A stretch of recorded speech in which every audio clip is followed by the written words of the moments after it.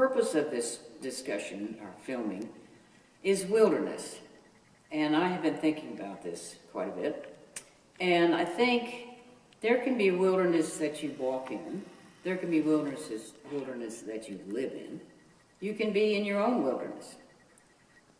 I would like to concentrate on being outside in that wilderness, first of all, and then carrying it into how you work with getting rid of the wilderness within you.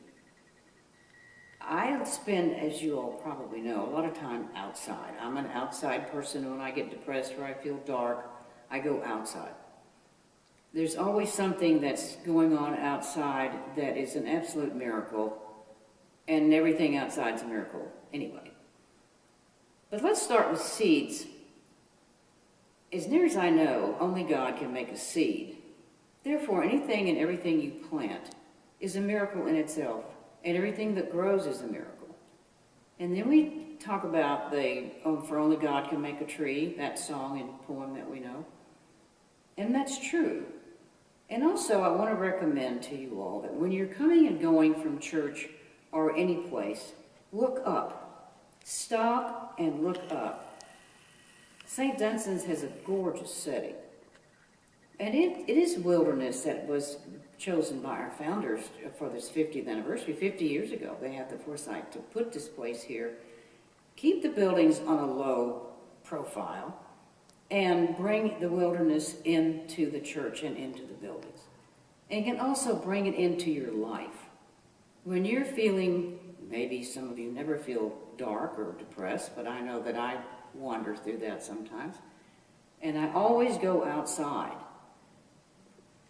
Because it's just communication with nature, and I tend to talk to everything anyway. Trees, flowers, birds, rocks, whatever.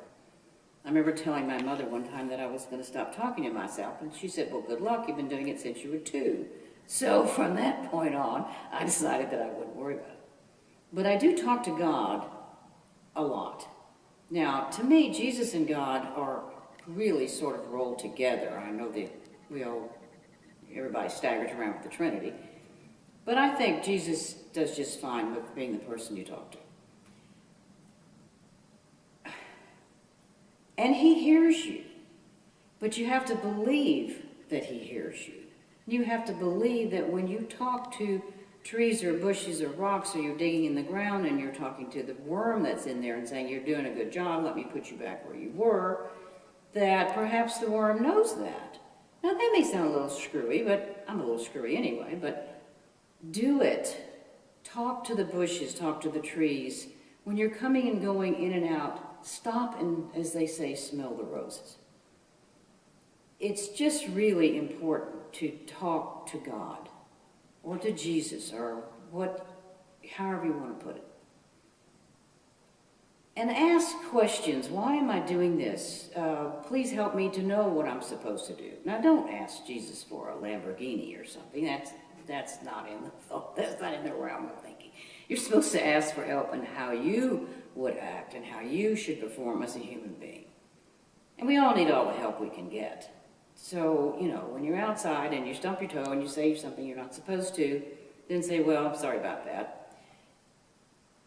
Because I think that the more you talk to God or Jesus, the more he's going to know that you are trying to be a better person and that you're trying to do the things you're supposed to do and be a better Christian.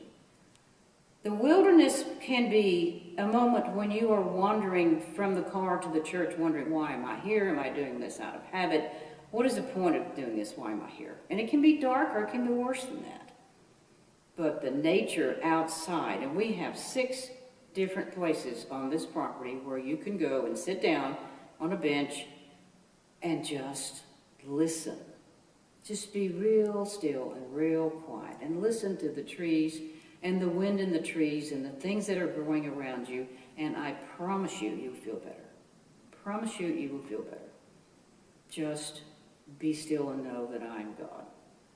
Now, I want to tell you another story about Jesus having a sense of humor.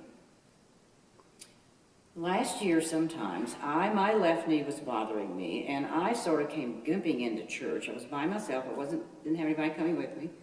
And I was late, and this is where everybody's still singing, and Rick and Christine Beard were standing up in our standard little bench over there. And I came in, and I just sort of knelt down on my left knee and said, God, please heal my knee. And then I went on with the church and the service, and the whole thing went on. Later that day, I realized that my knee didn't hurt anymore.